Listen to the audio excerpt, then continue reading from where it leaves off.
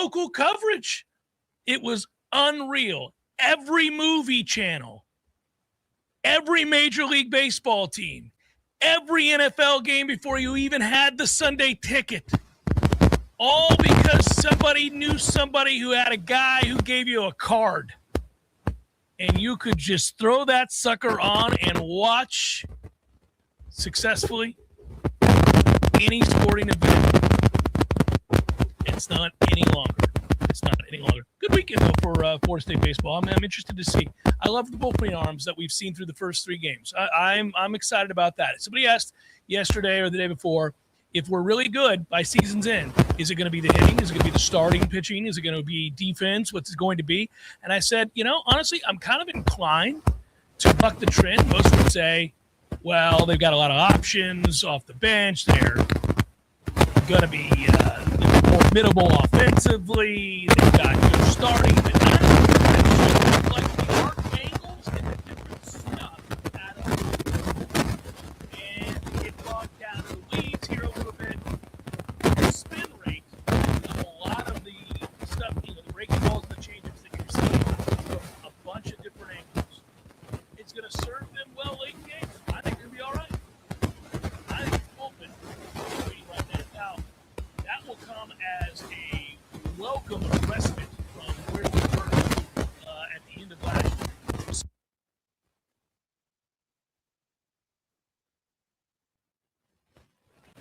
We're off to a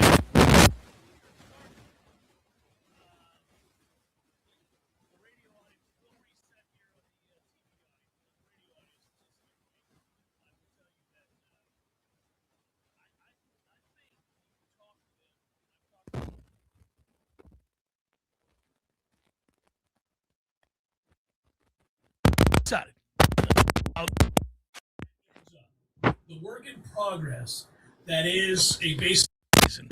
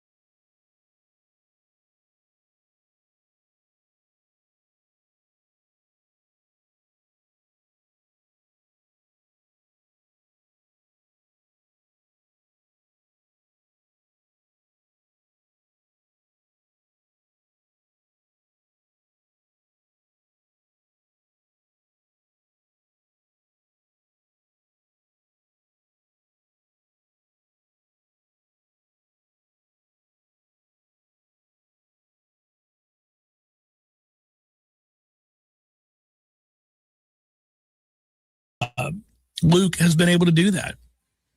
And I think he's, you can hear it in his voice, the way he's talking about the guys, talking about his team. He's talking about the way that they play, talking about what they think is, kind of possible here. Hey, the thing about competitors, you and I might not think this team has any chance in hell of making the NCAA tournament. As they sit here today, they wouldn't make the NCAA tournament. They're a long way from it. But those guys over there aren't thinking that way. And if you really wanted to change the way that people thought, if you really wanted to take a look at, something that could create a bit of a buzz where there wasn't any, or hope where there's still not any for that postseason run, then let them upset Clemson this weekend. Woo! That would change. Then I would do the Tom Lang and Dare to Dream. I'd pull off the magical run in Charlotte conversation. I'd begin to discuss it or entertain it. Maybe not discuss it, but entertain it. Maybe. They could scare it just a little bit. They could get you maybe to the semis, man. They could roll their way into the semis and make it interesting. You know why? Because the teams that are already locked in, the places that they have locked in, like the best of the best, that is always, no matter what, a really difficult thing to find motivation, right? Once you already know you're a 1 or a 2, listen, for example, I was critical of Nebraska basketball yesterday when I was talking about why was Iowa storming the floor and all that other stuff. Well, one of the things that seems to be standing out to me about Nebraska is they look a little worn down. They don't look like the team that started the year. Well, what would you think if you were a Nebraska fan about that? I know this is not a Nebraska centralized show, but you would think, we don't need to go on a crazy run in the Big Ten tournament. We could maybe call it a day early in the Big Ten tournament and then be ready to go for the NCAA tournament. We've had years like that where you've said, it'd be nice, but you don't need to dig down deep and go all the way through the conference tournament. We don't need exhaustion if we're going to have the Thursday noon window for the actual tournament itself. Right. So, you get some teams like that, and then you get the others that are desperate and know that their only path. Well, we'll be in that category of the only path. We will be in the category, this is our only path. So how do they play? Well, so far, they've shown they'll play desperate. They'll play hard on defense. They'll be feisty. They'll fight you. And God forbid they're going to keep making shots in big moments like they have been lately. I know, obviously, we went through that dry spell, and this team does that, but they don't affect them. It's always interesting. All right, we'll see if we can get situated with all this. But there's at least audio right now going out. That's the good thing. Is everybody all right? I pulled the stream from the stream website, not realtalk93.com. So that's step one. Well, we got a break here, and we'll get it figured out. We're okay. Audio medium first, right? So we want to make sure people can hear. You got to be able to hear the show. Now, I'm looking good these days. So as much of me on video as possible. What is this, Tuesdays? This is the Jeff Cameron Show, 93.3 Real Talk Radio, Warchant TV. Tired of spending money on bug spray and inhaling all those fumes every time you want to go outside? Treat your yard so you can stop spraying your kids. Paul's Termite and Pest Control has a solution to this persistent problem. Paul's has a program which seeks the grounds, flower bed, and shrubs. Paul's controls pesky mosquitoes year-round, which means you can take back control of your yard. Not only are mosquitoes a physical irritation, they also pose a potential health risk to people and pets. With Paul's targeted techniques, you can rest assured that your yard will be protected and your afternoons will stay fun. Take back your yard. Don't let mosquitoes interrupt the fun. For more information, go to callpauls.com. For the elimination of termites or any other pests. And a greener lawn, too. Call Pauls. We'll get them all. Pauls can help eliminate fire ants from your lawn, too. We'll help you take your yard back. Hey, no fans, our partner ISF Inc. is a national management and IT consulting firm located right here in Tallahassee, Florida, solving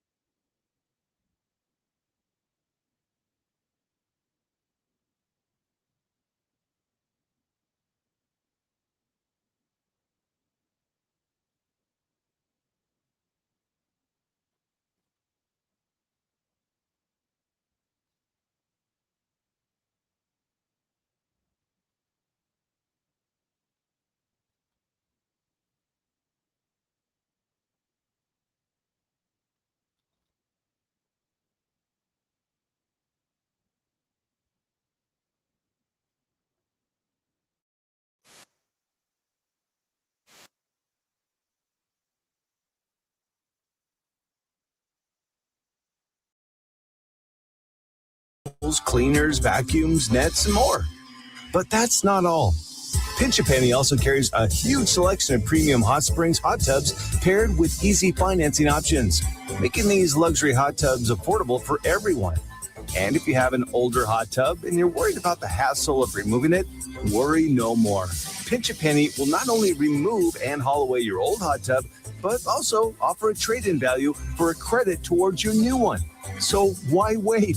Visit Pinch A Penny's 12,000 square foot showroom today on Greer Road and discover how effortless and affordable owning a fantastic hot tub can be. Find out more at TallahasseeHotSpring.com. That's TallahasseeHotSpring.com.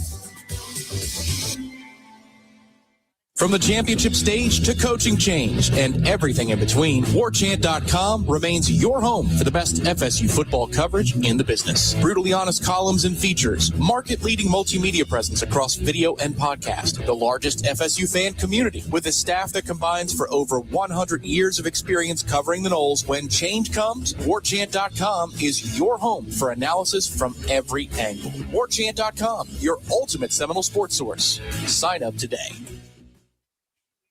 Jeff Cameron Show is a production of the Warchant.com Multimedia Network. Check out Warchant.com today for the latest news inside Florida State athletics. That's Warchant.com. Now, back to Jeff on Real Talk 93.3.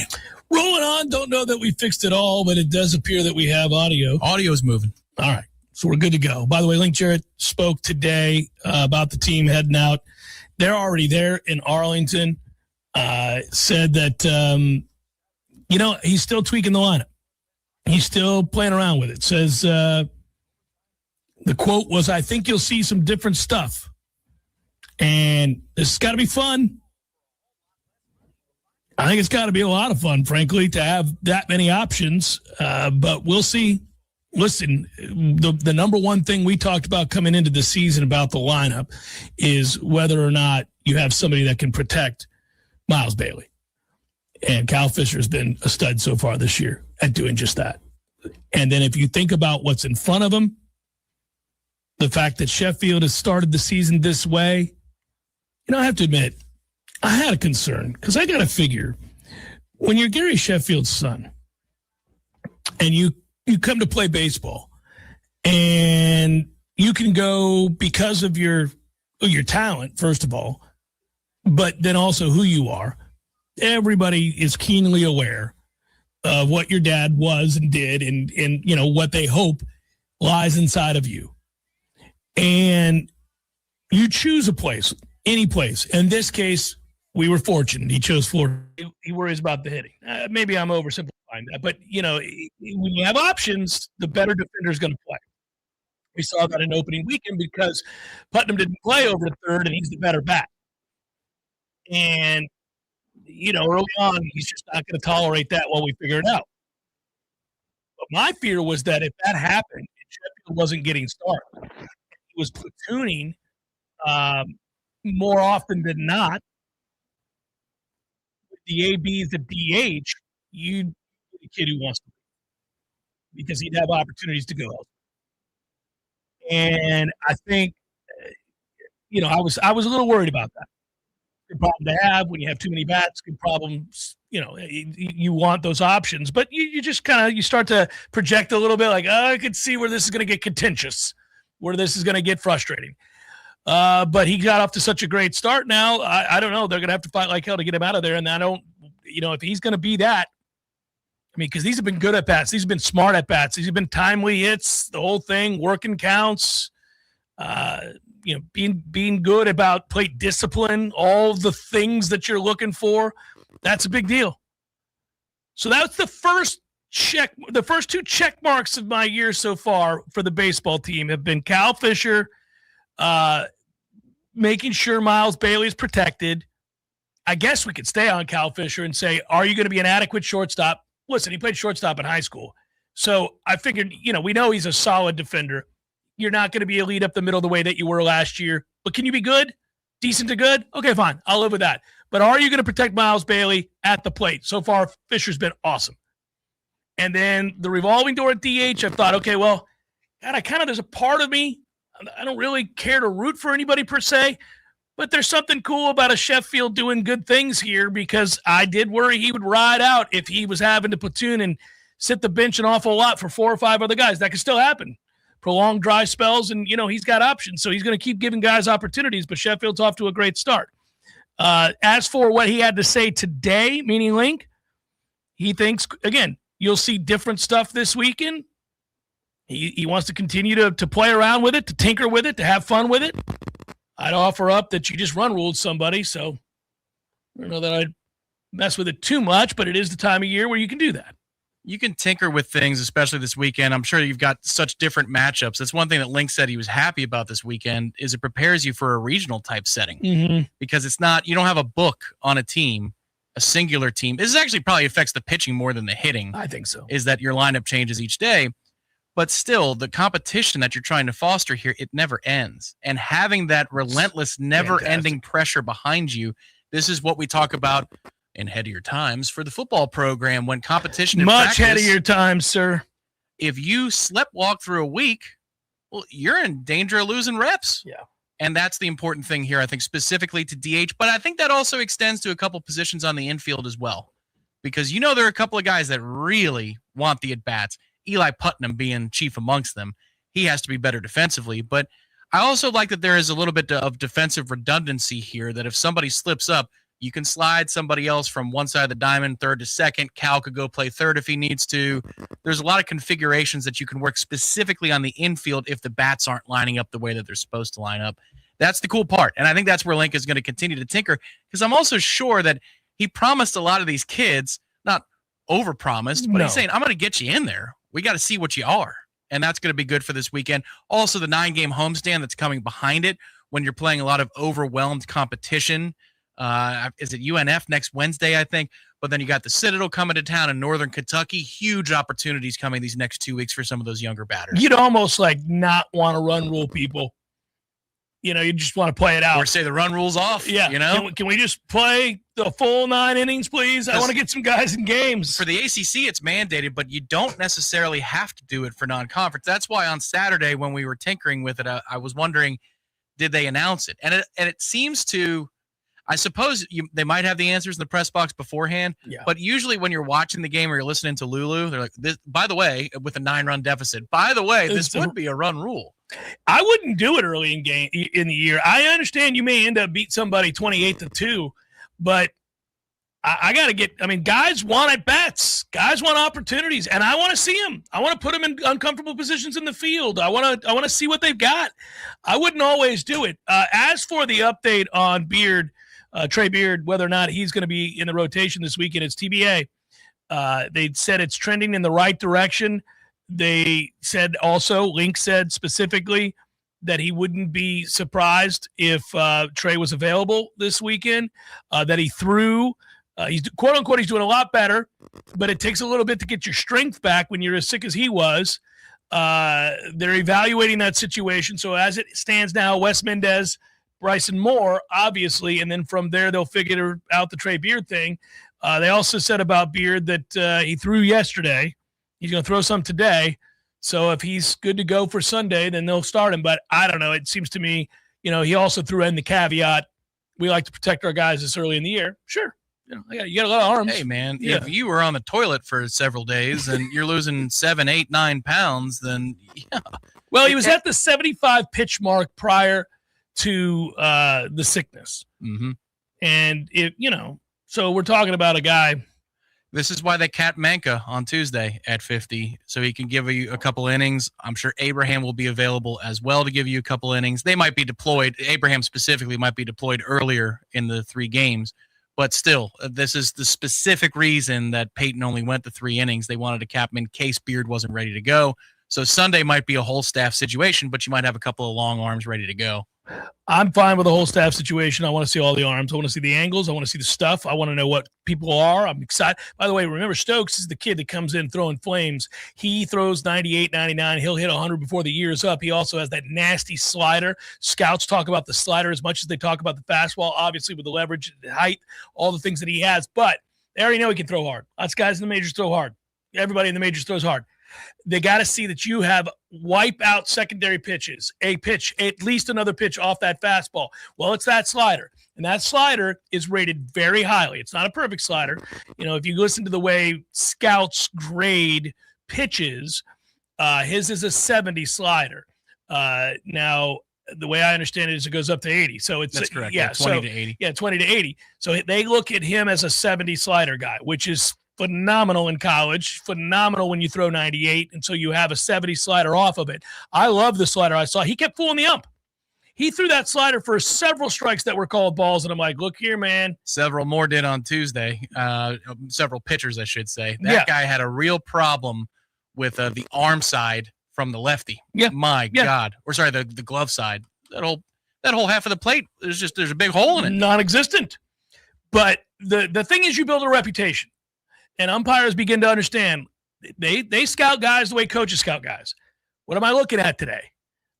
All right, well, I got to be aware when this kid comes in, he's got a filthy slider. I can't give up on it the same way that hitters are being told not to give up on it. Like it's going to be in the zone. It's going to maybe start at your hip, but it's going to be in the zone. I can't give up on it. Guys aren't used to seeing, a lot of umpires are not used to seeing major league stuff. The good news is they're getting more used to it rapidly because of the way the game has been shifted in how big the minor league system is, and the proper way of saying that, how shrunken down the minor league system is. Correct. I remember a couple of years ago, it felt like there was a change of the tides. This might have even been back to meat days. You had I think 3 teams were in here for a round robin in Tallahassee. And every damn one of those teams had 2 or 3 pitchers who just had stuff, like real good stuff. Mm-hmm. And that's now become the norm, which is another reason the game resembles something that we love, which is the professional game.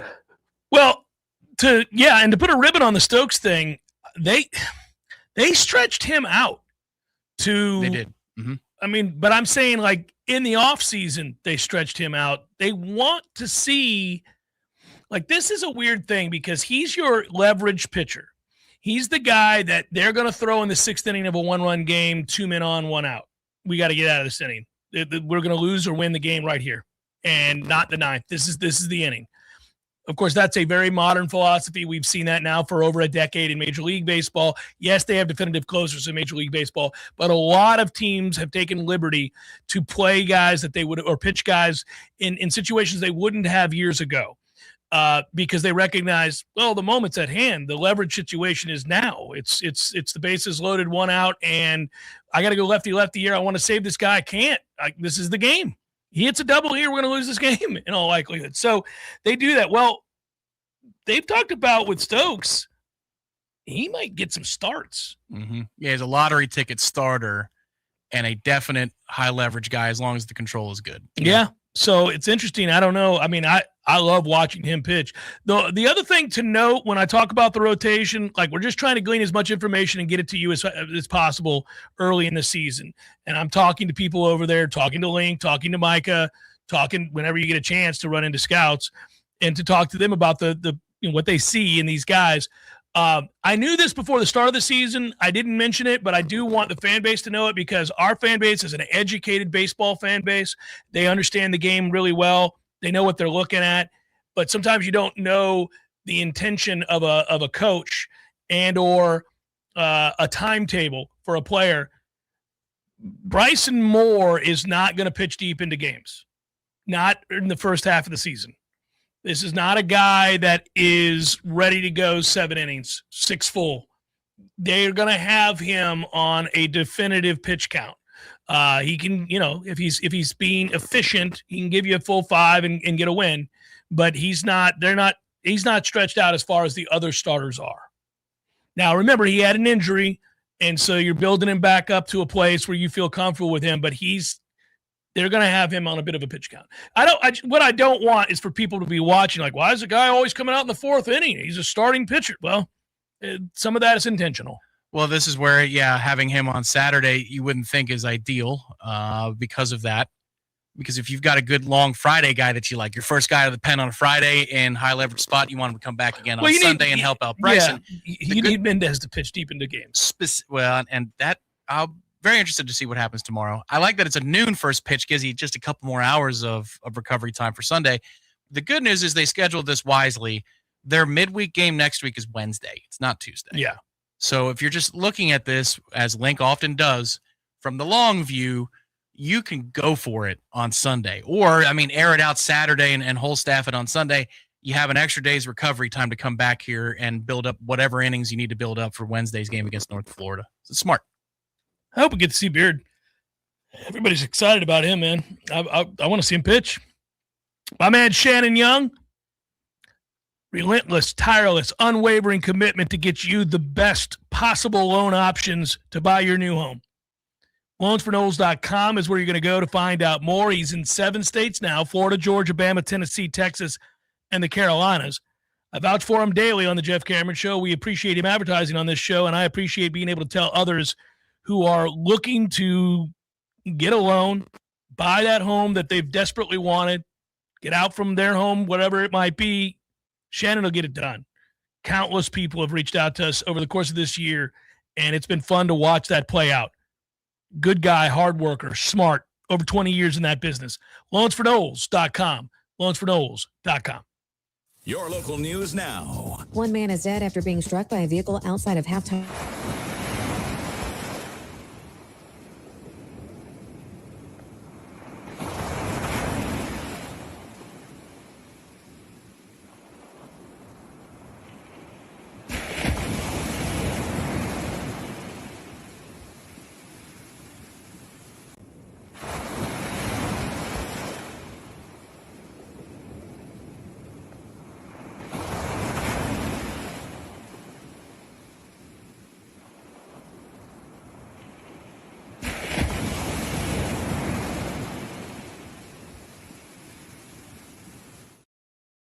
North onto Center Drive, and then east onto Capitol Circle, southwest to Eastern Drive. This is Rachel Lene with Real Talk 93.3 Local News Update, brought to you by Macklemore Systems, Tallahassee's go-to Mac store. Check them out online at MacklemoreSystems.com.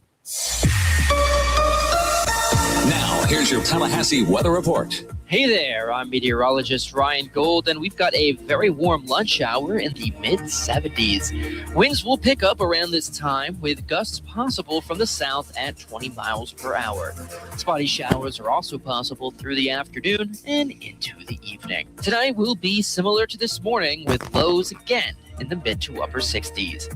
From the ABC 27 First to Know Weather Center, I'm meteorologist Ryan. Not every car dealership feels the same, and Tallahassee Ford proves it. No screaming ads, no gimmicks, no pressure, no games, no feeling like you're just another number. At Tallahassee Ford, it's about local people, real conversations, and helping you find the right vehicle for your life. Not just today, but for the long haul. From sales to service, we treat you the way a hometown dealership should. Tallahassee Ford. It's not your typical dealership experience, and that's exactly the point. Visit Tallahassee Ford today. Hey, Jeff, what's up, buddy?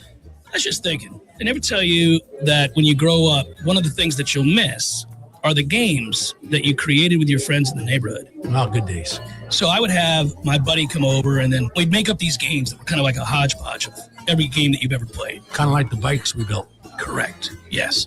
And it's a grand experiment. In the beginning, nobody knows how to play the game, and you argue about what the rules are going to be. And in the end, everybody knows how to play the game. By the end of that summer, you know the rules, the neighborhood know the rules, and you play that game like it's the greatest game ever played. And they still try to break the rules, right? Oh, if you ain't cheating, you ain't trying. But at the end, Eddie, you're never going to play it again, and you'll think about it the rest of your life. And the best game you ever played was that game. Never been a better one. Hey, you want to have a Gordo Smash, Jeff? I do. I'd like that. Gordo's, bringing the flavor and flair of Cuban food to Tallahassee since 1996. The Jeff Cameron Show is a production of the Warchant.com Multimedia Network. Check out Warchant.com today for the latest news inside Florida State athletics. That's Warchant.com. Now, back to Jeff on Real Talk 93.3. Of all the sports, which would you like to be a franchise owner? A franchise owner? Like, who would you want to own? Oh, wow. What team would you want? Well, I mean, you'd want to own the Mets, I think. Would you want to own the Mets more than you would the Bucks, more than you would the Lightning, more than you would? Yeah, the Bucks are down the list relative to the Mets and the Lightning. The Mets would be fantastic because you could go every day. Now, obviously, football is, from a financial standpoint, what you'd want to own. because of the valuations. But yes. Sure. But the Mets are about to go up crazy, too, in valuation because But look at these NFL teams. the casino that's about to be built there is Yeah. going to help. I think for a fun factor, hockey, the players are a riot, man. Players those are would be awesome. some road trips to go on. I mean, that would be inappropriate for the owner to travel with the players. I don't care. I'd have a great time with the hockey players on the road. But football, you only get 16 of those, 8 home games a year. No, man, if I'm an owner, I want to be around the building. I want to be around the front office and around activity. I think baseball and hockey give you a lot more bang for your buck there. For me, I've wrestled with this. I think it would be baseball for me. Because of the... You want to be Pittsburgh's savior is what you want to be. Well, it's not that I need the affirmation or the idolatry. I do want Pittsburgh to obviously stop sucking. It would be nice. And they've got a couple of pieces in place to stop that. And one on the rise that may make the club at 19 years old at shortstop. That is becoming more and more the chatter that Connor Griffin could make that team. And, man, that'd be really cool to be watching like you're talking, very few have ever done that. A-Rod did it at 18. But, he's that kind of special, so it'd be neat to see. But, I like the idea of being at 81 home games. Yeah, absolutely. Just every day going over to the ballpark that you preside over. Oh, buddy, I've thought about it. Hey, we're in our 40th anniversary of our last World Series. It's the anniversary of the 86. And I could be the owner that was born for Game 6, 1986. It was destined to be. Oh, he had to be here, It was destined to be. I just was reading Just a couple billion short, though. I was reading the whole thing about Seattle's sale, and I was just thinking, I wonder what franchise would I care to own? The Bucks more than I would, the Lightning more than I would, the Pirates more than I would. I went through it, and then I also thought what it would be, if you were the sugar daddy for FSU football. Not a great rate of return on investment there for the millions you have to spend. Yeah, I'd probably get my Knoll card pulled. I think football in general, there's not enough games, and these games are so close. I feel like I could put my hands on the scales a little bit better. Certainly, right now in baseball, that's what they're trying to strike about or lock out about. But even in the salary cap league of hockey, you build an organization and you get to remind people 80 times, and then you go through a 2-month playoff.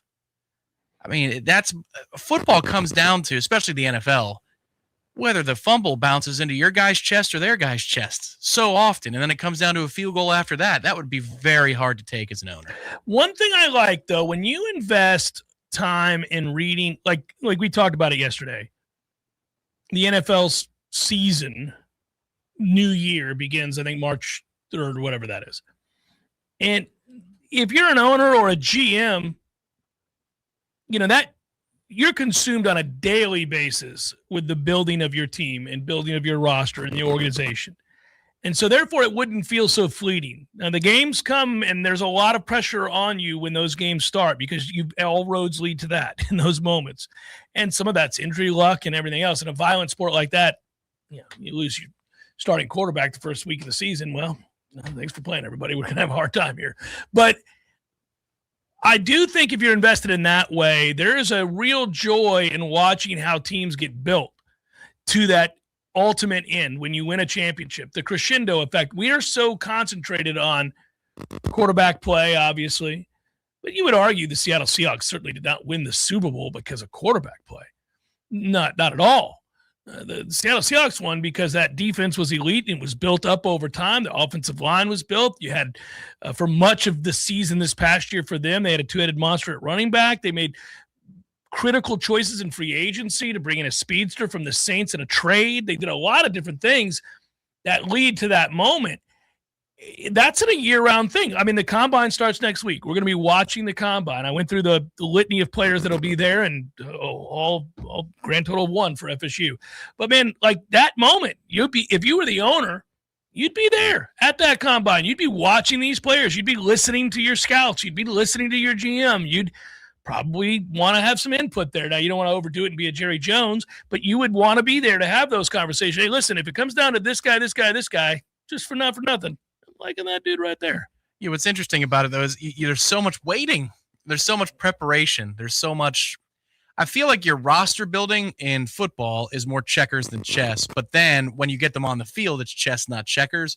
Whereas if it's baseball, you got layers and layers to your organization. Man. You got international pool. You've got domestic draft. And I don't mean that by beer. I mean that's the MLB first-year player draft. And then you've got your farm systems and free agency. And, I mean, it's just there's so many things going on concurrent to one another. Hockey's kind of like that, but baseball really is. I mean, if you like to be involved, go to the office and something's going on, there's a period of time in the year where football, you're going to take a break if you're the owner of an NFL team. Yeah. In baseball, Yeah. God almighty, you're always in motion. If it's not the summer leagues, if it's not the winter meetings, then you're right into spring training. I mean, you get a little time around Thanksgiving. That's about it. Feels like with baseball, if you're the owner, you had better hire an enterprising, smart, forward-thinking, understanding all facets of the business GM. You better have a badass GM. To me, like owners, obviously they're going to approve and write that check for whichever free agents and the like, but man, your GM better know what the hell he's doing. So our guy, he's about my age. He's a lifelong Met fan. How Stearns. cool would that be? Oh, buddy. That's the best job ever. On a daily basis, you're a lifelong fan of the team you work for. This guy looks like, socially speaking, he's got some gaps.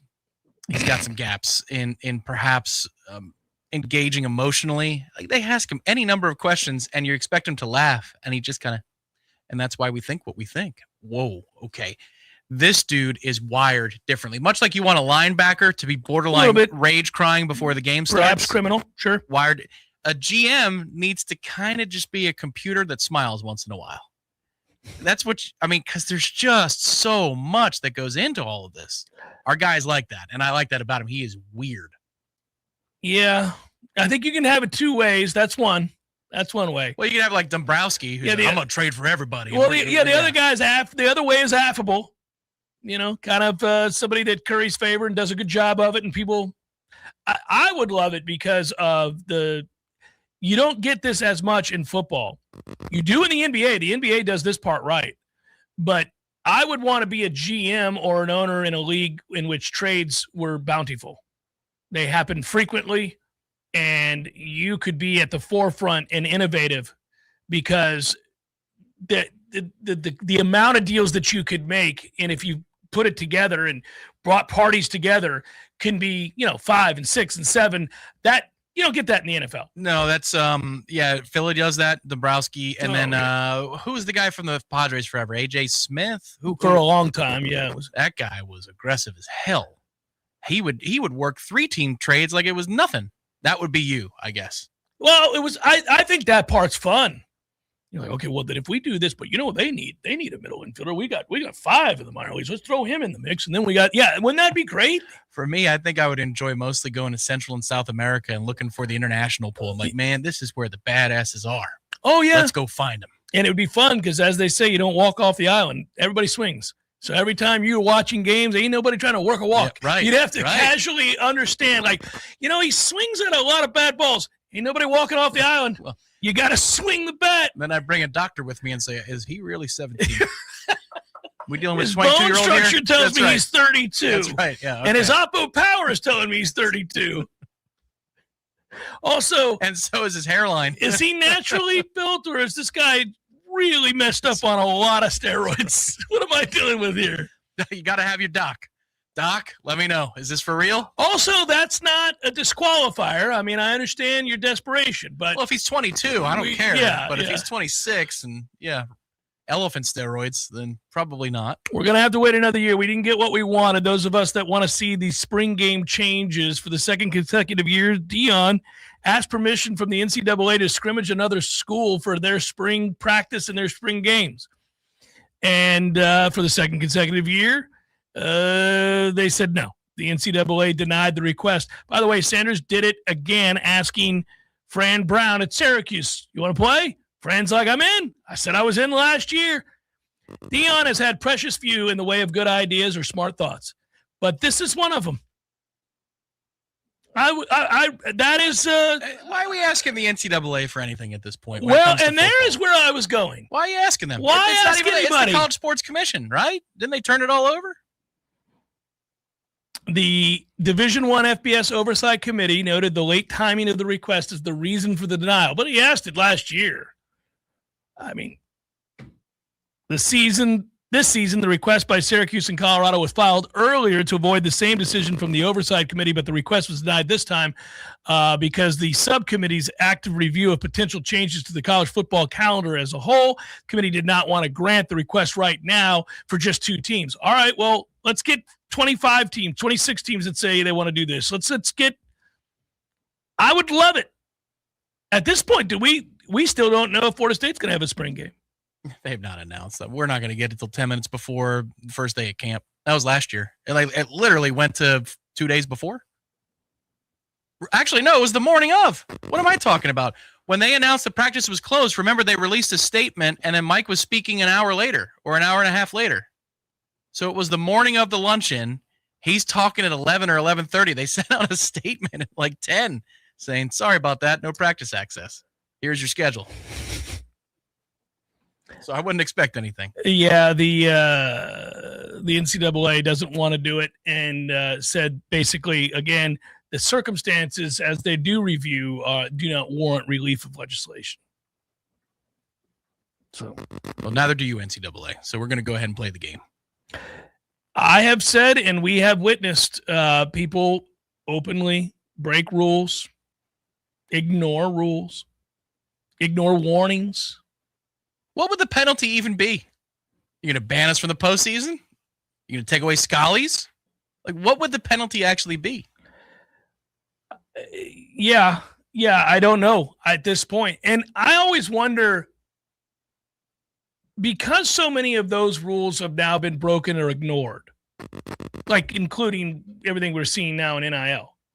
And clearly the NCAA loses every time they go to court. So there's not a real appetite for them to fight it when people ignore them. And there's a workaround around every turn. I mean, look what just happened with Ole Miss. They found an Ole Miss law school graduate as a judge to make the decision. Yeah, for Trinidad? Yeah. Yeah.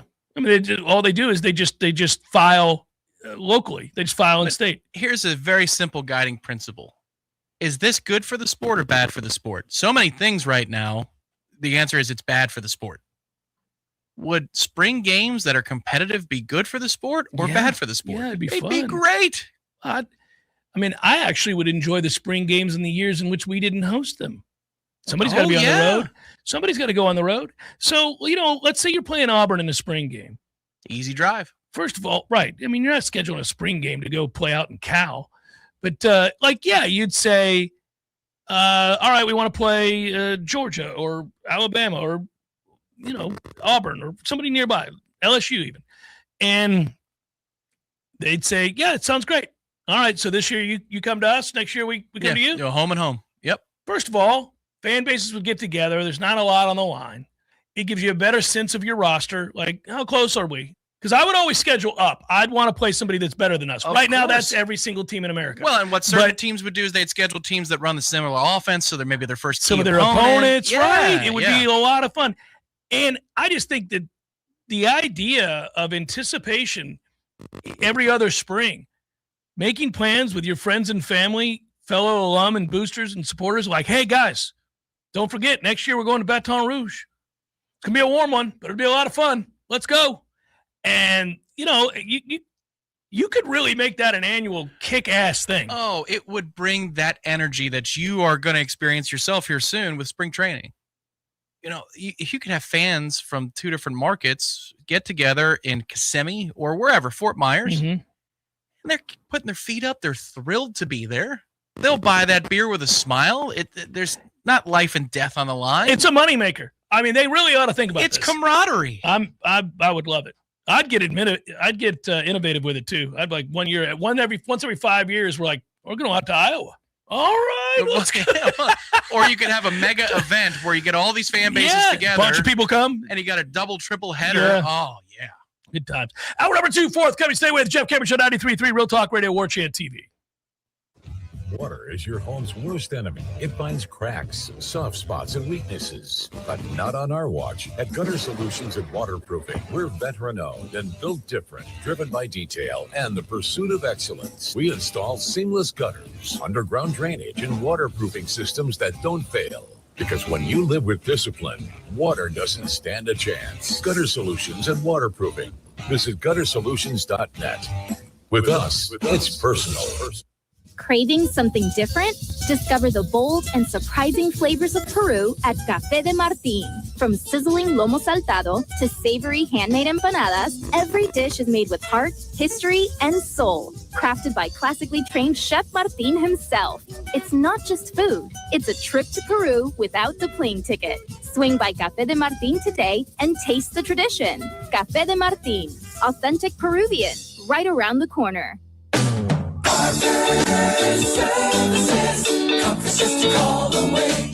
Two 7722. AC and electric is what we do. Service, repairs, and installation too. 222-7722. Parker Services. Comfort just a call away. Is your home ready for anything? At Parker Services AC and Electrical, we do more than just keep you cool. We keep your whole home running smoothly. From AC maintenance and duct cleanings to whole home generator installations, we've got everything you need for comfort and reliability. Join our Peak Performance membership to keep your HVAC system in top shape and catch issues before they turn into costly repairs. And with a reliable generator, you'll never be left in the dark again. Call Parker Services today, where comfort is just a call away. Parker Services. Comfort just a call away. Florida license number CMC 050334 and EC 1301240. Pay-per-view fights can ring up big bills, especially since in the Octagon, there is one every few weeks. That's why the 7th Hill Tap Room right downstairs from Corner Pocket Bar and Grill carries every single fight. Plus, unlike most pay-per-view bars, there's no cover charge. And drink specials, too, like $3 select domestic beers and more. And if you enjoy international soccer, 7th Hill opens early. $2 mimosas on Sundays, anyone? The 7th Hill Tap Room, 2475 Appalachia Parkway, just downstairs from Corner Pocket Bar and Grill. Real Talk 93.3 and the Greater Tallahassee Chamber of Commerce welcome this month's newest chamber members. Businesses making a difference here in Tallahassee. Adaption Inc., Advanced Air Care Heating and Cooling LLC, Better Together, Citywide Gulf Coast, Direct Auto Insurance, Embolden Consulting, Foundational Leadership LLC, and Insure It All. Thank you for growing local with the Greater Tallahassee Chamber of Commerce. To find out more, visit talchamber.com. Coming up next, more of the Jeff Cameron Show. Live and local on Real Talk 93.3. WVFT, Greater Tallahassee. Your Sports Flash update on Real Talk 93.3 in Tallahassee. The NBA All-Star break, it is coming to an end. The Orlando Magic get back at tonight. They are on the road to take on Sacramento. They will not have Franz Wagner. He is now sidelined indefinitely after a recent test showed that he requires additional time and rehab for soreness from his left high ankle sprain. He has missed 25 of the last 29 games for the Magic since sustaining the ankle sprain back on December 7th against the New York Knicks. The Miami Heat, they are going to come back from the All-Star break coming up tomorrow. They are going to be on the road. They are set to match up against Atlanta. We're about a week out from the Olympic break ending in the NHL next Wednesday. The Lightning host Toronto next Thursday. The Panthers host Toronto. This Sports Flash is presented by Progressive. Bundle auto and home, renters, or condo insurance and save with Progressive. I'm Matt Pauley on Real Talk 93.3. With Fidelity Wealth Management, a dedicated advisor gets to know you and your goals to build a comprehensive plan to help grow and protect your wealth. Backed by a team of specialists, they'll analyze all your accounts, even the ones they don't manage, to keep an eye on taxes and provide proactive portfolio insights that can help you unlock your wealth's full potential. Learn more at fidelity.com/wealth. Investment minimums apply. Fidelity Broker Services, LLC, member NYSE SIPC. Pizza's here. Oh, great. I'd love some, but I'm worried about my stomach issues. If you're worried about having diarrhea, gas, bloating, stomach pain, or loose, oily stools, it may not just be stomach issues. It could be a condition called exocrine pancreatic insufficiency, or EPI. With EPI, the pancreas doesn't release enough enzymes to break down food, but EPI is manageable. Use the symptom checker on identifyepi.com and talk to your doctor. That's identifyepi.com. Sponsored by AbbVie. T-Spark Enterprises, roofing and construction services. T-Spark Construction.com. We conquer all peaks. We fix those darn leaks. Call 850-766-134. T-Spark Enterprises, roofing and construction services. T-Spark Construction.com. License number CCC 1331204. I got some pretty spooky news from my Paul's termite and pest control technician the other day. It turns out that I'm sharing my home with Formosan termites. Those little monsters do damage about 4 times faster than the regular termites. Fortunately, Paul's discovered them on a routine general pest service, and they've already turned the Formosans back using an amazing treatment called Centricon. Paul's was the first to introduce the Centricon termite colony elimination system to North Florida and is the leader in this non-invasive treatment. Instead of dumping gallons and gallons of harsh chemicals into our soil, Centricon uses environmentally sensitive treatments loaded in bait stations. These stations are placed around the home. Termites are present, they feed, and take it back to the colony, which is then destroyed.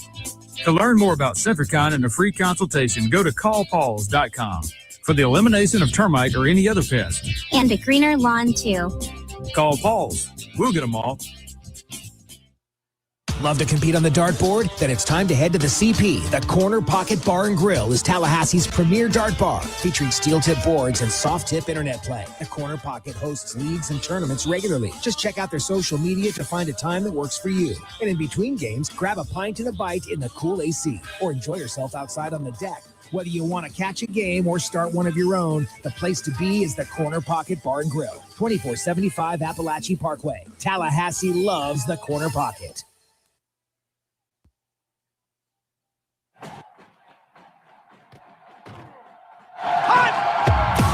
Broadcasting live from Florida's capital city, this is the Jeff Cameron Show, brought to you by Orange Theory Fitness on Real Talk 93.3. Now, stop what you're doing and listen closely. It's time for the Jeff Cameron Show in 5, 4, 3, 2, 1.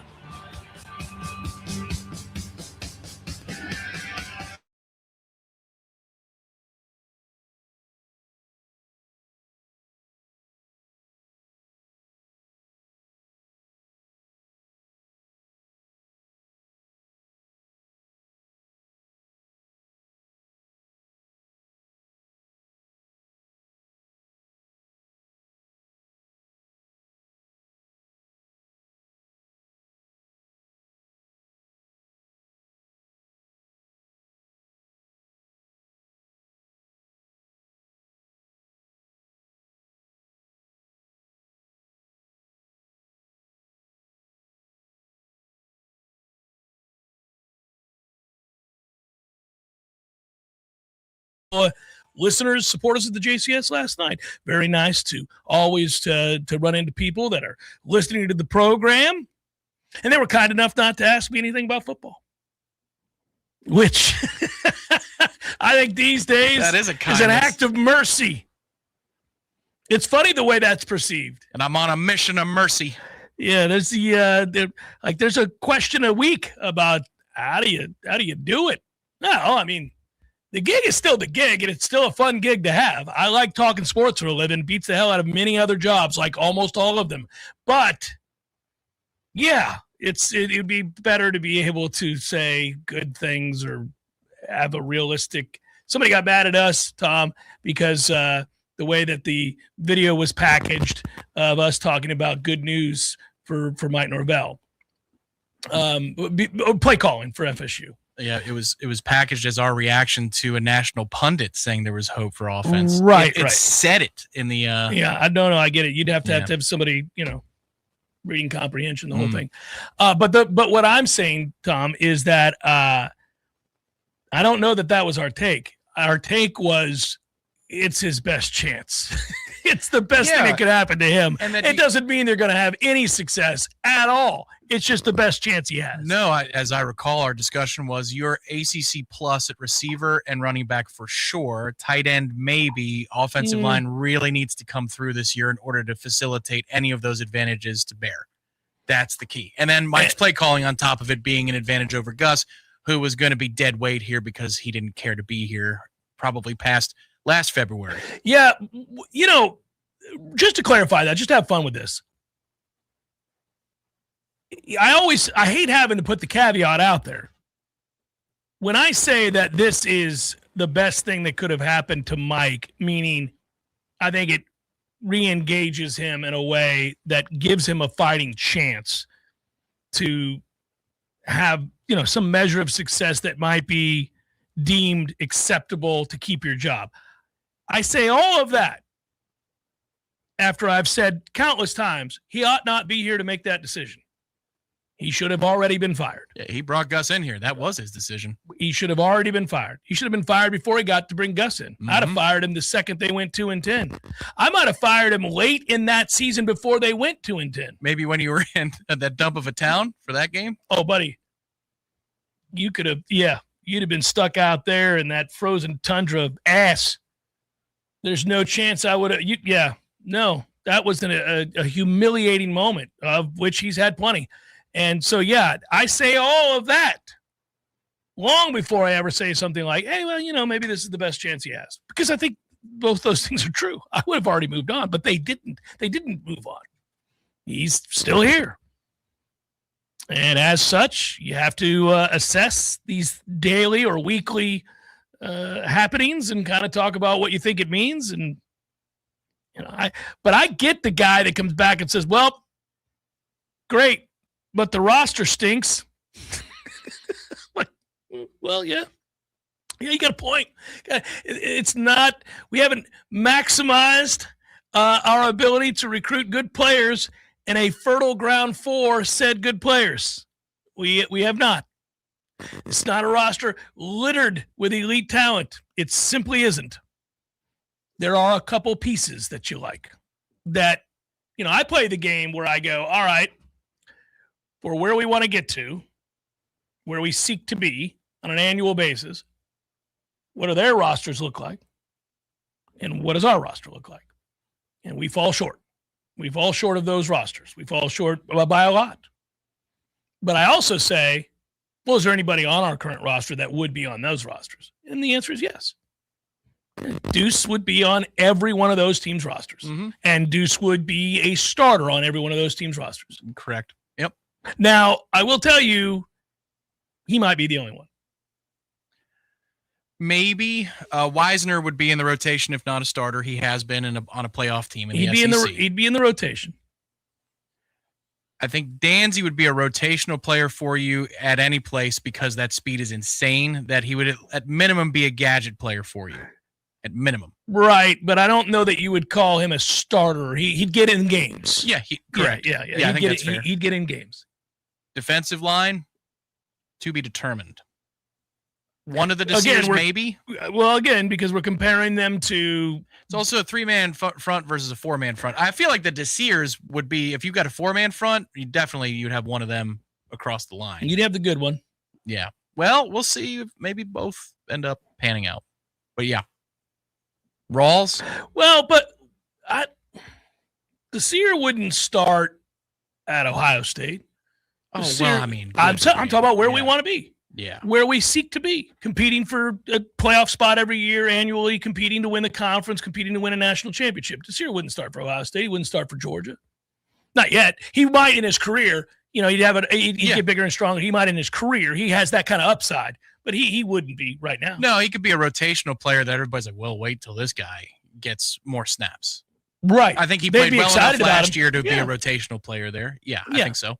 But linebackers, no. Rawls maybe might be in the rotation at corner. Maybe. He was, those types of schools were kicking the tires on his services. They liked him a lot. Ohio State was kicking the tire on the Desir services, so there is that. Yeah. Yeah, I mean, maybe our punter, because apparently he's got a leg and a half. People have videoed really? him. Yeah. But we'll see. Hope we don't use him. That's about it. None of our quarterbacks, that's for sure. None of our offensive linemen. Yeah. Well, the thing is, so there are two layers to this discussion now. And 5 years ago, there's only one layer to the discussion. If you're talking about where we want to go, to be playoff caliber, playoff capable, is a lot more reachable than to be Ohio State. Ohio State is, I mean, a very, very, within the playoff caliber teams, they are at the top of the standard. You probably got 5 dudes, maybe 6 dudes. That would be on a playoff team? That would be on a playoff team. Yeah, a wild well, card contender, if you will. Yeah, and remember, I mean, there are teams that make the playoff where you're like, okay, well, they have zero chance. We saw a couple teams last year. I would kill to be one of those right now. Well, given where we've been stuck, yes, I would absolutely.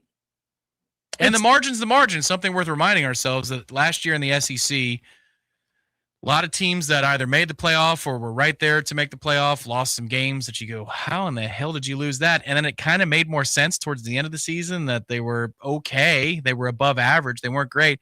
Miami makes it to the final, and they lost 2 games against ACC competition. ACC. Yeah, they lost to Louisville, and they lost that game at home. And then obviously the SMU one is insane. It's a really weird game, but yeah, they did. So the margin is there, but unfortunately, we can't even operate within a margin that's as wide as it's ever been in the sport. We are still on the outside and having to prove that we belong within that space. But all of that is to say I understand when somebody comes back and says, well, that's all well and good, but the roster's not good enough. Right. No, nobody's walking through these doors every day telling you we're about to make the playoff. Nobody's walking in here telling you we're going to have a winning record. I mean, that'd be nice. I'd love for us. Troy wants us to do W's and L's right now. I mean, I think if we do W's and L's today, and I'm not going to, but I think if we did W's and L's today, I don't think I have us with a winning record. It's hard to say that, yeah. I mean, here you go. We probably are due to have one just because the roster is stabilized, and now it's frozen in a sense. Guys can't leave. So maybe next week? Oh, you pulled it up, didn't you? I had to. I know we're going to start 1-0. It's those first 5 games, man. That sets the tone for everything. Do you have a chance to make people proud? It's how you handle those first 5 games. That SMU time, I keep circling. Circumstance is as good of a shot as you can get. The SMU game is of vital importance because I'm going to tell you now, whereas I didn't write us off, I didn't pick us. Don't get me wrong. I did not pick us to beat Alabama. And there were a couple people on the chat who did, who were just straight out boldly repeating themselves that they would beat Alabama. Good for you. You got it right. I did not. I did not think we were going to beat Alabama last year. But I 100% think there's very little to almost 0% chance we beat Alabama this year. Did you have us beating Alabama and losing 7 games would be my follow-up question. Of course they did. No, because if you have us beating Bama, you have us winning 9-10 games. If you had us beating Bama, you had us winning 10 games, yeah. But the point wouldn't be that. There's some people who did. But I don't have us – I don't think we will beat Alabama. I don't actually think that game will be terribly close. But – the SMU game is the one. Yeah, you've got a real shot to be 4-1 heading the road to go to Louisville. You've got to beat SMU at home on a Monday night. You've got as good a chance in that game. Any other place on the schedule that you would probably be a little more nervous about, but home on a Monday night when you've got a precursor. You got the warm-up game against New Mexico State that you're going to win. And that game, buddy, that'll be a fun night. That will be a very fun night. That is, we are going to be, in all likelihood, I would think, over at Indigo, doing a live show, gearing up for that bad boy. I'm getting giddy thinking about it. It's a long ways off. That but will I'm be an indoor show. Because the sun is setting over Game Street. It's going to be hot. I don't know, man. I'm ready. You've got, if you go 4-1. Well, you're assuming a win over Virginia then as well. And Okay. I'm saying if you go 4-1, you're staring at a real shot at 7 wins or 8 wins next year, which would be a big exhale for everybody involved. Not the least of which would be the administration, because then they don't have to pay the buyout again. They can just kick that can on down the road. I don't know, buddy. Even at 4-1, you're probably going to lose on the road to Louisville. You'll lose to Miami for sure. You could beat Clemson. You're coming off a bye week, and look, they had 83% of their talent returning last year. A whole bunch of NFL draft picks, and that guy did diddly poo. Don't get me wrong. I don't think Clemson's well coached these days, and I don't think they're getting the most out of their talent. He's pulling his Gus move right now, going back to Chad Morris. That smells a lot like what we just did. Beats us every year. I mean, it's not a high bar. That's my point. That's why you can't belittle them. You can, but I mean, you can't just because they're not operating at peak efficiency, and they're not. It doesn't mean you can do anything about it. You haven't been equipped to do a damn thing about it. You're more equipped than ever. They're coming back to you. They're just falling. They're saying, "Oh, look at this. We were in the alley. Now you're in the alley. Well, you might be at a .26. I'm at a .12. I'm going to kick your ass." We'll see. They haven't fallen down to the depths of the gutters that we've lived in. Last year was an alarming step towards that gutter. Oh, if you're a Clemson fan, you are not pleased. They did finish with a winning record, right? They might have gotten to 7-6. Oh, okay. With 83% of their talent returning. I'm just letting you know, they ain't out here steady having losing seasons. We might have underperformed by 3 games. I could argue they underperformed by 4 or 5 games. But yeah, so pull that schedule back up real quick, because even with your boastful 4-1 start, I got us losing to Louisville on the road. I got us losing to Miami. All of a sudden, we're 4-3. We don't typically respond, all caps, very well to losing games. You'll have a bye week to then you can lick your wounds, come back against Clemson. You should beat Boston College, for goodness sakes. Don't think you're going to beat Pitt. I don't know. We'll see if you can win one of the last 2 to get to your point, Tom. I don't. Yeah. So I think you got to be 4-1 to finish 6-6. Well, by definition, yes. But that's where you elevate your expectations. You got to elevate them. You got to look to the sky. And you say, in the stretch of Louisville, Miami, Clemson, can you go 1-2? You go 1-2 in that stretch? Yeah, buddy. You're staring at 7 wins at minimum. There it is. I solved it. You also have to go 4-1 for this whole exercise to be alive. And that would come back to the SMU game, which is critical. Yeah, last year we I'm gonna keep circling this SMU game over and over again. Last year, obviously the Bama game was the Bama game, but we talked about last offseason for a long time. Virginia game, we knew it was important. It was an inflection point that we failed, and it proved to be. That's hurtful because you know. It's a good third down screen call in overtime. It's a great third down screen call. He doesn't execute it because the throw's at the feet. He dirts it. Kind of got to catch that, though. I mean, I do need you to catch that. It's not a good throw. It's not even It's not even just a poor throw. It's a bad throw, but you got to catch it. Ramondre Stevenson made that catch in the Super Bowl. Mm-hmm. He worked his way back to the ball. A hell of a catch. It was. It was a hell of a catch, and he got himself a Super Bowl touchdown because of it. You know what that is? That's somebody going to make it a play. Something's not perfect, and somebody went to make a play. Somebody goes and makes a play. Yeah. Well, imagine seeing that. I'll be at that Bama game. I'm going to make Tom go. We're rolling up to Tuscaloosa with the bold FSU on our chest. No Stanford this year. That's a good point, Troy. I wanted Stanford to come here. I wanted to return the favor and beat that ass on a cross-country trip. It's embarrassing that you have to walk into the stadium at home playing Stanford saying, I want to return the favor. That's offensive. It's not good, Tom. It's offensive. It's the definition of what Florida State football has been the last couple of years. For some people, it's Jacksonville State. Others still decided it was the roadie at Duke and breaking the streak of the roadie at Duke was just so stupid. It's the silliest thing ever. You're sitting there watching that. And you're like, turnover. This is what we're going to do? Kromenhawk. Oh, he's wide. Oh, he dropped it. Oh, that was a dime. Mm-hmm. I would argue that Kromenhoek's entire career was dropped in that moment by a guy who loved to drop passes. I mean, that was a perfect throw. It was. And that camera angle that caught just how perfect it was. In the bucket. It is like you can't run up and place it in his hands any better than that.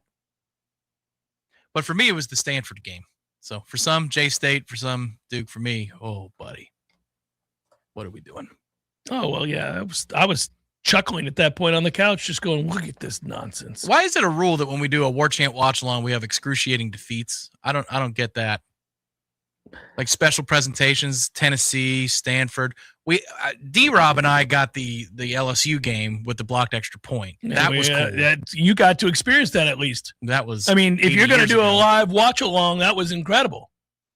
And I called it. I said something weird's about to happen. Well, you and I, unfortunately, were on the air together watching us choke the game away against Tennessee out in Omaha. Many refills later. And I could see it coming. We could all see it was unraveling. It was all unraveling. How come when an unraveling begins, there's never an atom ball? There's never an atom ball. Why can't somebody just hammer one right at the shortstop? Why does it always got to find a gap and roll to the wall? Why can't it never just be like baseball's cruel that way? Yeah. You never, when it's an unraveling, an official unraveling, you're not going to get a break. Yeah, why can't, if it's in football, you have Carson Beck just fire a pass ill-advised right into the chest of your defender to ice the game? Yes. You know? That's what Indiana, they felt like it was spiraling. Too much time left on the clock. Oh, my God, we false started. This game was over. I was sure the false start just cost them the game by a point, and I remember going, I can't believe they're going to lose. They're going to lose. We're going to lose because and of a I was false saying start. we as well. Yeah. Oh, I too said we're going to lose when Indiana. But then false started. America's hero Carson Beck says, "Hold my tattoos." I'm going to throw into double coverage with a loop-de-de-doo way up in the air, so you have plenty of time. This throw makes no sense. If Chris Collinsworth was calling the game, he'd say, "I got nothing. I got nothing. They're wide open on the right in the bunch. I got nothing." It was a beautiful decision. Yeah, he just went rogue there. I should get a Carson Beck jersey. Proud of Carson. Stepping up.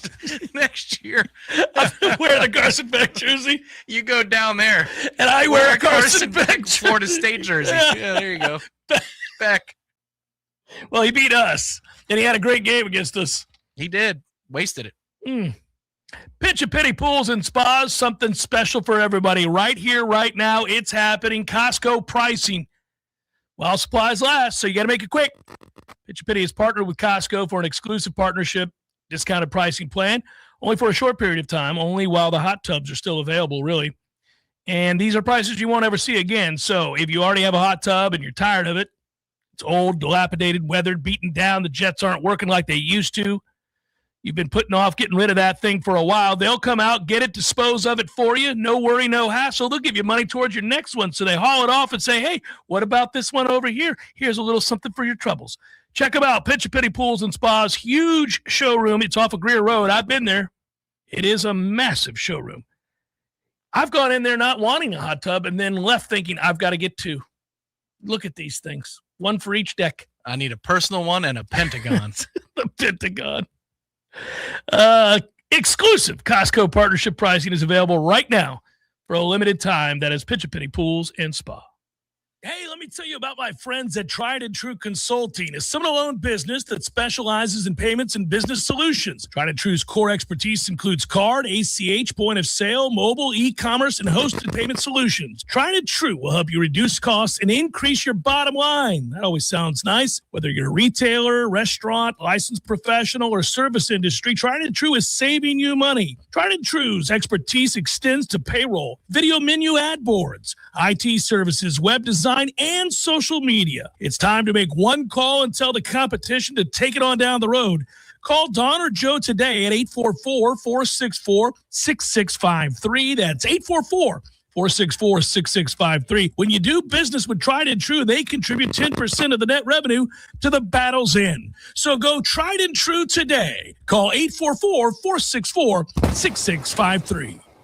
Hey, no fans, our partner ISF Inc. is a national management and IT consulting firm located right here in Tallahassee, Florida, solving the future for state governments through strategy, process, and technology. As a trusted advisor for state governments, ISF knows the importance of defining a clear and detailed strategy. Our friends at ISF can help your organization create a strategy that sets you on a path to success. ISF, your vision plus our expertise brings your brilliant ideas to life. Visit ISF.com to learn more. ISF, solving the future. The time is now for a new boat. February 27th through March 1st, the area's leading boat dealer will display a huge selection at the North Florida Fairgrounds for the Tallahassee Regional Boat Show. Shop, compare, and make your best deal on the greatest boat. Carolina Skip, Contender, G3, Seahawk, Robalo, Skeeter, Pathfinder, and more. Plus, you'll find the best outboard options from Yamaha at the lowest prices of the year. Easy on-site financing, too. The Tallahassee Regional Boat Show, February 27th through March 1st at the North Florida Fairgrounds. Admission or parking are free. Don't miss this one. Introducing the all-new sixth-man blend from Grassroots Coffee, the coffee crafted for those who bring the energy, heartbeat, and passion for Seminoles basketball.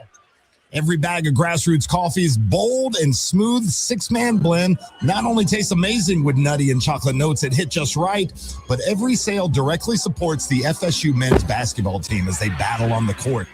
Grassroots Coffee is locally owned, locally roasted, and locally loved.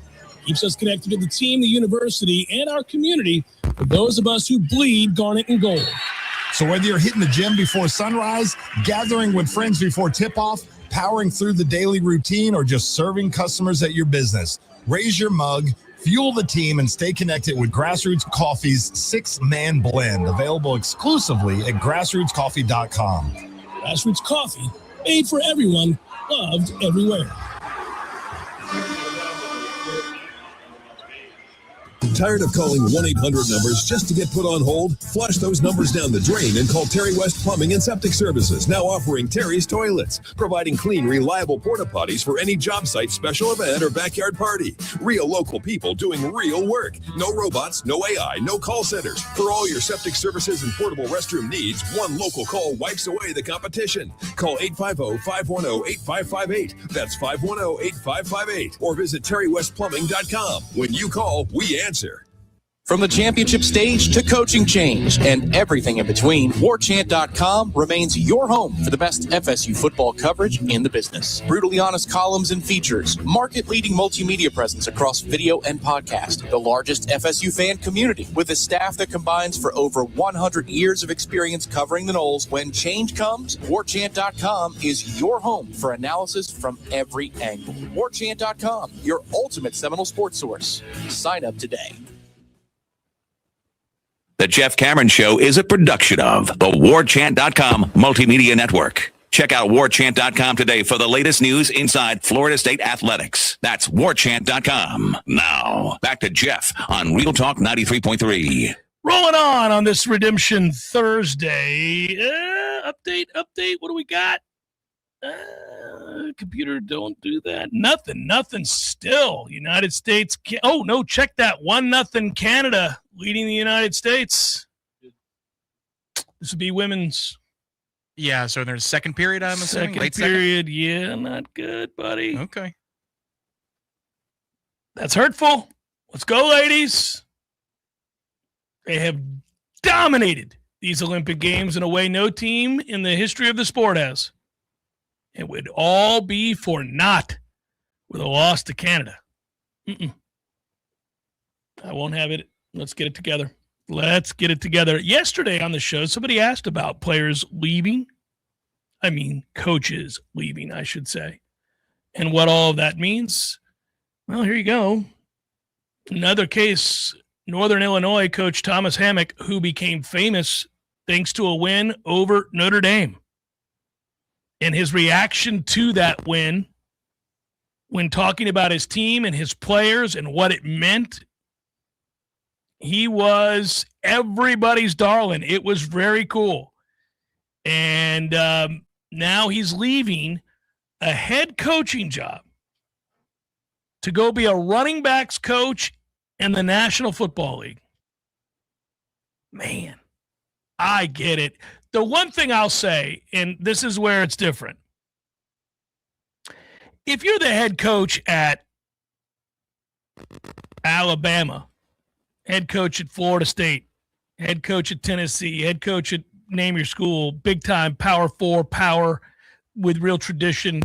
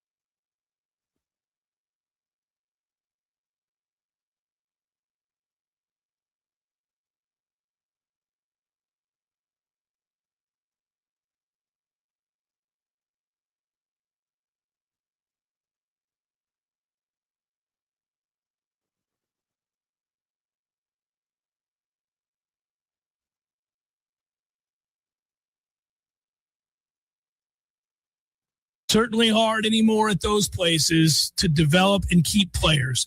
There was a time where you could coach at those small schools, make your name for yourself, build it up, have a couple of teams that make a bowl game, something like that, because you could retain the talent you recruited and developed. Nowadays, those kids come in, you find the diamond in the rough. Maybe he's a little undersized, but he's got the twitchiness necessary. Maybe he's a little undersized as an offensive lineman, and you're going to build him up. By the time he's a junior, he's a horse. He's an NFL caliber lineman. You do that now, those guys are gone. Second somebody sees the potential there, probably after year one, the first time you play him. Oh, that guy's got talent. Let's go. Pay up.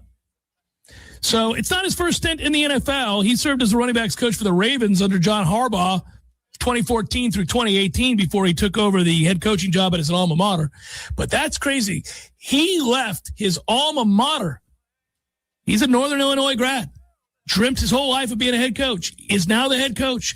And they love him. Even with a losing record, they love him. And he's like, yeah, no, I'm out. I'm taking it to the league. Well, you're right. When you started it, America loved this guy because that press conference, you wanted to run through fire for him just watching 30 seconds of him speak and what it meant to win the game that they did. That was awesome. This tells you there is a threshold. There is a straw that breaks the camel's back. There is a wit's end for coaches in the college game, and they are just trying to simplify their lives as much as possible. You could have a dream job. I'm sure many have. Their favorite job they ever had in their life. Well, it just didn't pay enough, so I had to move on. Whatever the thing was, I loved being in the cart barn. This is a great job. But I know when I'm in my 70s and I'm done, I'm going back to the cart barn. I'm washing down carts. Do you really want to be in the cart barn, or do you want to be a starter? I don't care. Yeah, either. Cart barn. I did the cart barn. I did it the too. The cart barn, you don't deal with people. That's the best part. But you are washing carts. And at 70, you're bent over washing carts, man. I don't know. It's a young man's game. I did it too. Well, 70 will be the new 60 at this time. When I'm 80, I'll be the starter. That's fine. Yeah. I did it at Isla del Sol right before you get to the beach. You only spray it down in 4 spots, wheel wells, 1, 2, 3, and you get a good powerful hose. You got to have a good hose. Yep. Can't have these half-stepping hoses. You got to have a hose that's doing some things. No half-stepping hoses. No. And then you spray down the floorboard too because it's swampy where we live. Yeah. So actually that's more than here. You'll deal with that more down in Tampa than you would here. I always loved the members that understood the gig and left you that extra beer in the cooler. Oh, yeah. Those guys were the best. They're like, not for nothing, Chief. There may be a little something in that cooler. Have a good day. You're like, oh, Bob came through again. If I can tell that the cart barn guy is an older dude, we don't have kids working the shift. And we've seen this for our charity golf tournament. When we have the charity golf tournament and you have the old crew there, the old timers, man, there might be a beer or two in that cooler. And I'm just not going to take it. You do with it what you will. I'm just not going to take it. I remember we would have double tournament days in the summers. This is back 2005, 2006. We'd have double tournament days, 80 carts out. Then you got to turn them fast for an 8 a.m. and then a 1 p.m. shotgun. Boom, boom. We'd have 10, 11, 12 beers stocked up by the end of the day. Be careful. There's 2 or 3 of us. Yeah. And at that age, Well, I said no, of course, because I was underage. Oh, but of course, for the guys that said yes, you were not going to participate in illegal behavior. Fantastic positions. Yeah. And there was always the member that just money was no object. They're late in life. You can't take it with them.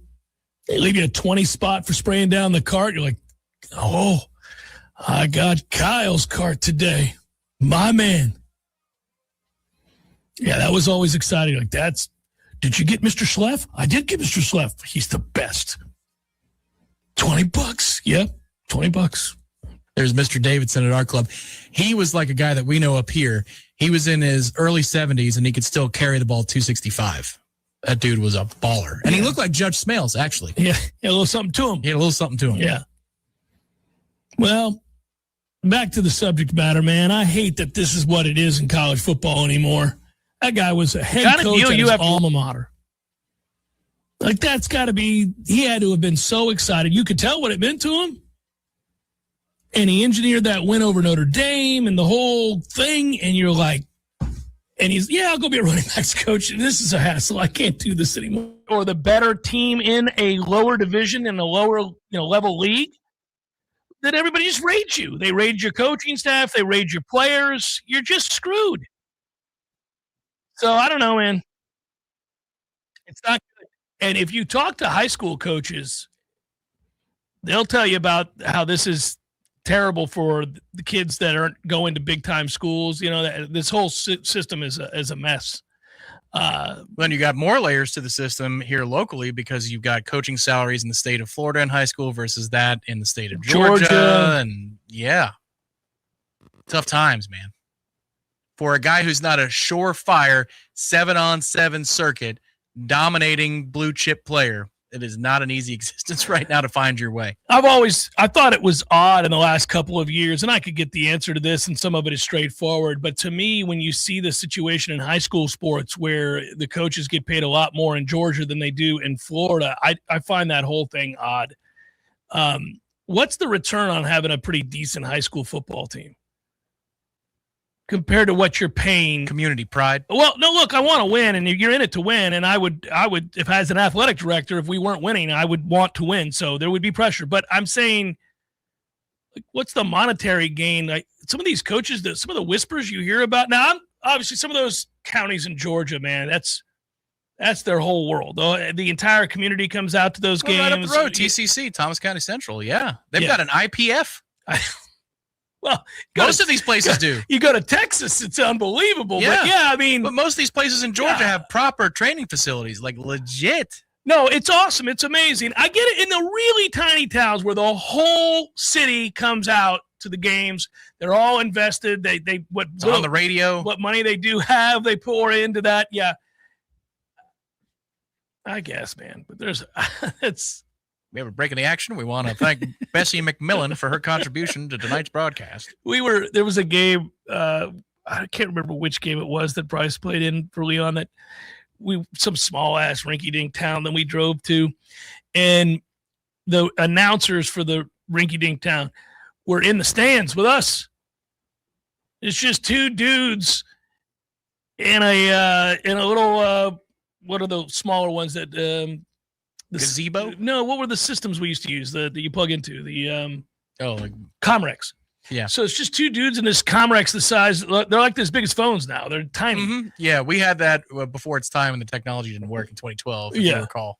I do. Oh yes, absolutely. Oh yeah, and it didn't work. Get the hell out of here. Yeah, but those 2 dudes, boy, they could not have been more excited, and they're just sitting in the stands, just like everybody else. I was just like, what do we do? Come on, they got to get you situated, man, up in the booth. Remember Meyer Chevrolet, everybody. Meyer Chevrolet. Every 5 seconds. They love high school football. It's Ted's Tires. It's Meyer Chevrolet. Somebody's got a barbecue there. I promise you that. There's a barbecue. That's what they said verbatim. Yeah. Somebody's got a barbecue. You head on over there right now. Somebody's got a barbecue for You're fixing sure. for some slaw or some beans at minimum. Oh, my Lord. Tried and True Consulting still with us, still kicking ass and helping folks all throughout this town, including some of the bigwigs that have been advertisers on Seminole Headlines and the Jeff Cameron Show. Now they're coming around. Here we go. That is right. A payments and business solutions company, and so much more. You hear their ads all the time. I'm reminded of the good deeds and the good work that they've been doing and the progress that they've made. Here we go. Keep it rolling, boys. Reach out today, 844-464-6653. See how they save you money. See how that payments and business solutions company changes the way you do business and the way that you make money. It's Jeff Cameron Show, 93.3 Real Talk Radio, Warchant TV. Your local news now. A woman was arrested after allegedly attacking.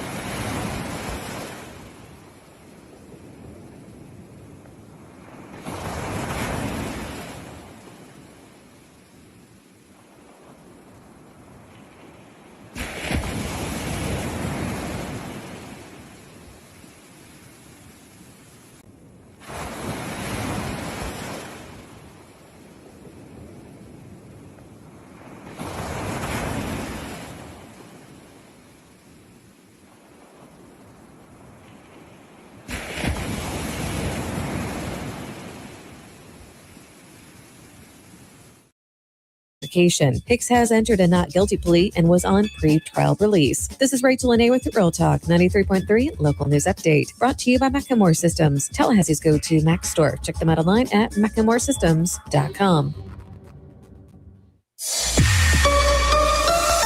Now, here's your Tallahassee weather report. Hey there, I'm meteorologist Ryan Gold, and we've got a very warm lunch hour in the mid-70s. Winds will pick up around this time with gusts possible from the south at 20 miles per hour. Spotty showers are also possible through the afternoon and into the evening. Tonight will be similar to this morning with lows again in the mid to upper 60s. From the ABC 27 First to Know Weather Center, I'm meteorologist Ryan Gold. Craving something different? Discover the bold and surprising flavors of Peru at Café de Martín. From sizzling lomo saltado to savory handmade empanadas, every dish is made with heart, history, and soul. Crafted by classically trained Chef Martín himself. It's not just food, it's a trip to Peru without the plane ticket. Swing by Café de Martín today and taste the tradition. Café de Martín, authentic Peruvian, right around the corner. Hey, Jeff, what's up, buddy? I was just thinking, they never tell you that when you grow up, one of the things that you'll miss are the games that you created with your friends in the neighborhood. Oh, good days. So I would have my buddy come over, and then we'd make up these games that were kind of like a hodgepodge of every game that you've ever played. Kind of like the bikes we built. Correct, yes. And it's a grand experiment. In the beginning, nobody knows how to play the game, and you argue about what the rules are going to be. And in the end, everybody knows how to play the game. By the end of that summer, you know the rules, the neighborhood know the rules, and you play that game like it's the greatest game ever played. And they still try to break the rules, right? Oh, if you ain't cheating, you ain't trying. But at the end, Eddie, you're never going to play it again, and you'll think about it the rest of your life. And the best game you ever played was that game. Never been a better one. Hey, you want to have a Gordo Smash, Jeff? I do. I'd like that. Gordo's, bringing the flavor and flair of Cuban food to Tallahassee since 1996. Jeff Cameron Show is a production of the Warchant.com Multimedia Network. Check out Warchant.com today for the latest news inside Florida State athletics. That's Warchant.com. Now, back to Jeff on Real Talk 93.3. Quick update from Riviera Country Club, where it is the Genesis Invitational. And I believe, at least this morning, they got a lot of rain.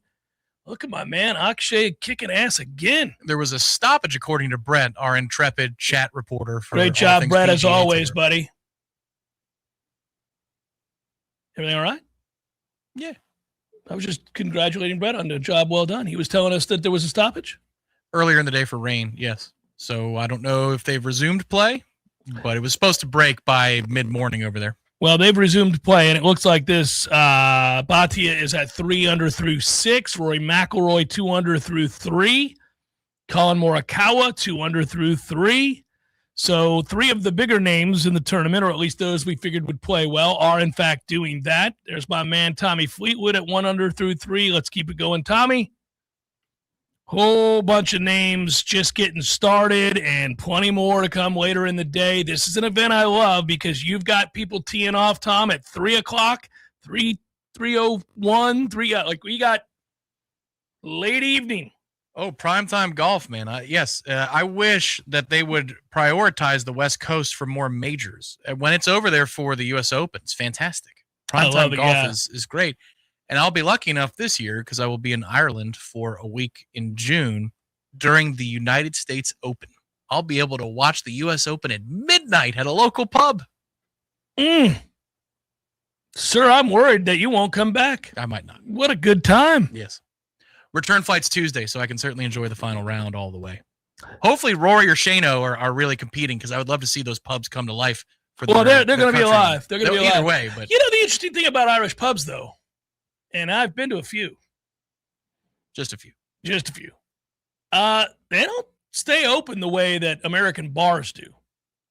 Pubs tend to close a little earlier than bars in America. This is interesting because where I'm going for part 2 of the trip is in very central country land, Ireland. It's in kind of a farm town with a main block. You better stock up on the Guinness at the abode that you're staying at because I'm not real sure those little tiny counties are going to have pubs open till 2 while you're trying to watch the U.S. Open. Okay. Now, you're not going to be in Dublin, right? No, I'm going to be in County Waterford for a few days. I've been to Waterford more than once. And then a central town called Birr. Yeah, I'm going to guess that Birr, that's not it. I'm looking at that. Kim's saying bars don't stay open till 2 anymore. They don't? They do in town for the kiddos. Yeah, the kiddos are out and about drinking till 2 all the time. 11:30 p.m. for Kennedy's Market House in Burr. Oh, yeah, they're closing it down, There's buddy. a place called Kelly's. Go figure that. Mm-hmm. Kelly's closes at 11:30. Uh-oh, looks like we have an ordinance here. I'm telling. Well, listen. Also, most of those pubs are owned by just some little family that lives there. They're not out here trying to watch you get drunk till 2 o'clock in the morning. Oh, we got a 12 a.m. Chestnut Bar closing at 12. Well, that's 7 p.m. Eastern. Yeah, you'll make it. That's the place you're gonna. For the most part, if we got a playoff, I got to go home and watch the playoff. I'll call you. I say, hey, man, you got to patch me through. Yeah. I'll meet you on StreamYard. Can you patch through so I can watch this thing on American TV? Because I can't get any over here. Yeah, that is the downside. I mean, I've pushed the limits to the pub closing. I've seen it happen. They'll tell you, take it on down the road. They do. Absolutely, they do. Yeah, no, they're great, but they'll tell you to take it on down the road. They don't want you out here loitering until 1 o'clock, 2 o'clock in the morning. There's a term for those families, too. I forget what it is. I wish it were the Camerons is what Because in Brighton, that's the Duke of Wellington pub in Brighton, England, was always run by a family, and it's every 2 to 3 years they change out. No, Kim, I don't either. But I'm saying, like, I think you're going to restaurant bars. You're not going to bars. You're going to, like, let's say you go to Horizons. Our friends at Horizons, let's say they're not going to be open late. Your people stay open relatively late at the Barrel Proof. That's near you. They stay pretty late, but they're not staying open till 2. I closed them down recently. Wasn't sure hey, you know what? So Kim says I'm 55. I'm 54. I'm not out at bars till 2 anymore. The days of 20-something-year-old me, or even early to mid 30-year-old me, no, it ain't happening. It's midnight on the listing. I think sometimes, if the night is young. If there are people packed out, they probably, if there's music or something. Mm-hmm. But there's, the north side of town, as you say, damn near Georgia, there's not a lot of places. Basically Georgia. There's not a lot of places staying open. And then the other places where you go to have an adult beverage, I don't like to give free love to a bunch of places, but I will here just for a second. Like, if you're rolling over to a Walk-Ons or a Gordo's or a Bumpa's or wherever, none of those places are open past 10 o'clock at night. Here's a place that, rest in peace, Sidecar used to be. Now, you could leave the Gordo's at 10 o'clock on a Saturday, go to Sidecar until 2 or 3 in the morning. We used to see a certain football coach's wife at the Sidecar. Man, come on, man. I'm just saying. plus friends who were outstanding and very nice people at the sidecar. Sidecar didn't last very long, did it? It lasted maybe 3 years. Wasn't it a gastropub? It was a gastropub that is right across from the Market Square Liquor. I mean, you had a nice little block of places to go there. You did, yeah. I remember every time I went in there, I was like, she's in here again. This is what's going on. This is what's good. This is what's good. That's not where I was intending for this to go. Hey, old man Bob used to run in there. He'd pretend to be my dad. Son, you're home. And the women would go, oh, it's so sad. Hi, Dad. Rest in peace to old man Bob. Oh, yeah. And Skipper. Salesman. That whole crew. Yep. Those dice throwing Jessies. We were dice throwing Jessies back in the day, and that thing got steep. It got personal. There were some moments out there where you're like, woo, starting to sweat. I got sweat going on here. There's a lot at stake here. How many times do you have to ask what the number is? You drunk. How many times do you have to ask what the number is? Is one of my favorite phrases because you heard it a lot. Yep. You heard it a lot, and you knew the tension was rising. What's the point? You never pay attention. It's 2. The number's 2. And then, like 2 rolls later, what's the number? And I'd be like, no, That's right. I know it's coming up. That's right. Well, you would have known if somebody beat a 2. Right, yeah. You would have known if somebody beat a 2, And my you man. Go, a 1. And that would even drive everybody more mad. Oh, yeah. Oh, well, the worst ever is to have a 1 and somebody beats you with a 0. Really? Yeah. Really? We're going to roll a 0 out here. That's what we're going to do. We're going to roll a 0 with $500 on the line. That'll be another sangria, please, over here. That's, when you see it, it's all 3s. And you go, well, what were the odds of that? When's the last time 3s were played? Last time I played 3s, it's been over a year. It's the gang's all gone. 2 of them are dead. Yeah. Another one doesn't come around anymore. Yeah. Own the entire bar. That was incredible. That whole... We'll have to designate a clandestine day to go up around 3 or 4 o'clock in the quiet time before everybody gets there and set some time aside to roll some 3s. We were never going to be able to replicate the old North Side. No. Because that was a small bar that 5 people, 6 people could fit at, and it was on. You've got a regular there. It was on. Who I saw recently. He said, yeah, I was a regular at that bar till y'all squeezed me out. You're always in the seats. We did squeeze You were them out. always in the seats. We squeezed them out. Either you're here to play games or not. We're getting it on. This is what's going on. I here. showed up there 3 times in a row, and you were all sitting there. There were no seats. We were all sitting there gambling. That's right. My favorite part is the cops would come in, everybody like, hey, chill, chill, chill. Meanwhile, there's a stack of cash in the... Or there'd be a stack of cash going your way. You go, suck it! And that cop is right there to get takeout in his uniform. You're like, But by the way, the cops were great. They're always like, you boys having fun? Yes, sir. Yeah. Yes, sir. Mm-hmm. Yeah. All right. Those are just singles, right? Those are just singles. Yep. Just singles. Never mind the double down. Those were fun times. We still down 1-0. No, damn it, man. Come on, ladies. Canada 1, the United States 0. We're in the 3rd period. I'm getting nervous. I haven't cared about this up until this moment. It's the first team that we've competed against that could compete against us, and everything else has been a whitewashing. The ladies have dominated, and I wanted to see this get done, and I'm getting a bad vibe.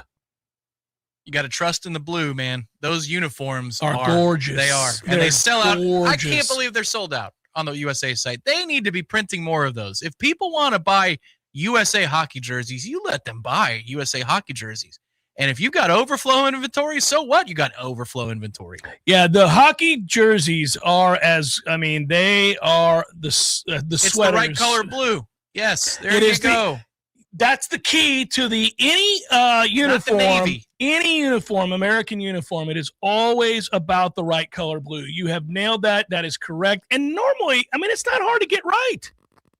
Now, I don't mind when we're watching the Ryder Cup and you wear a darker shade of blue to mix it up. Sure. That's very golf friendly. It is very hockey, golf friendly. You don't need navy. Navy's not a hockey color. It's really, in essence, the Rangers blue, isn't it? Pretty close. Pretty they've close. mixed with it. Yes, but yes. Pretty close to the Rangers blue. Mhm. Boy, the Rangers suck. Also, you could have bet them 93.5 was the preseason total. That under's pretty much cashed. I mean, they went from being this close to winning a Stanley Cup to just they're terrible. That was the one thing about living up there. You hear about the dysfunction. They are still excising the toxicity from that dressing room. They got real problems. Another year away. Another year. Top Breads, hang in there, man. I was nervous today to bet against Canada. Yeah, I didn't touch it. Canada's the lone team. Final hour, forthcoming. Stay with.